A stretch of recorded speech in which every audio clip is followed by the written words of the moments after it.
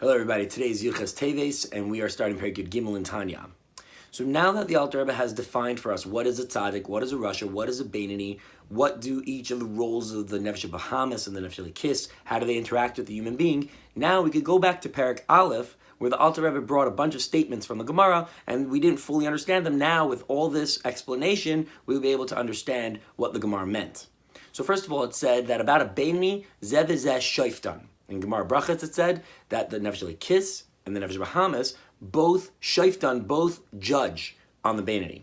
So what does it mean judge? The Alter says it's very specific. He didn't use the word zeh v'zeh moishlim, that both of them rule, because the nefesh bahamas doesn't rule. He never gets a chance to express himself. So he doesn't rule, but he's a judge. So what it means is, imagine you have a panel of judges, that a man comes into a circumstance, and the Nefesh Bahamas voices his opinion, and he says, I think we should do this Avera.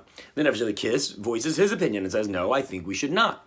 And then comes in God, he is the third judge, he's the arbitrator, and he says, I hold with the Nefesh Kis, I will help the Nefesh Kis.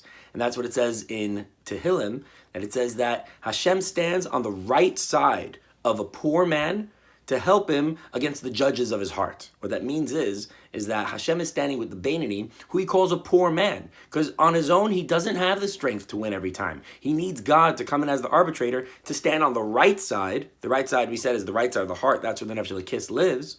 So Hashem comes to the beinoni and helps him to overcome his Nefesh Bahamas. And in another place in Gemara, it says that if not for Hashem helping out the beinoni, he would never be able to win.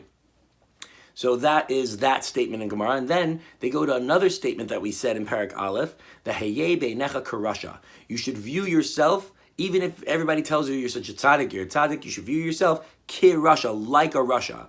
What does it mean, like a rasha? That, yes, you're doing all the things like a tzaddik, and people may view you as a tzaddik, but you know inside of yourself that you still have the Nefesh Bahamas alive and well. And you know that he's also getting more and more powerful throughout your life. Because even though everything you do is l'shem shemayim, but as you get older, you don't just have to go through the world as you did as a child, where you eat and you play, and now you have to start taking care of your health a little more. You got to start paying attention to what you're eating and how you work out, and you got to start going into the workforce and make money, and you're getting more and more involved in the world, which is the realm of the Nefesh Bahamas. And even though you're doing it with good intent, you're still flexing that muscle of the Nefesh Bahamas that is getting stronger, which means the Ra, the bad within him, is also getting stronger. So as you go through life, you need more help from God. And this is an understanding of those two parts of the Gemara where God is going to help us. That's how the Nefesh Kis always wins. We said in last chapter that it's because Mayach Shalat Al Lev and because Kedusha could have a bigger effect over Klipa. But that's because God gave you the Kedusha, and God made it that Mayach Shalat Al Lev. So that is God being the third judge who comes in and arbitrates to side with the Nefesh Kis. That is today's Tanya. Have a good Shabbos. We will see you Matzah Shabbos.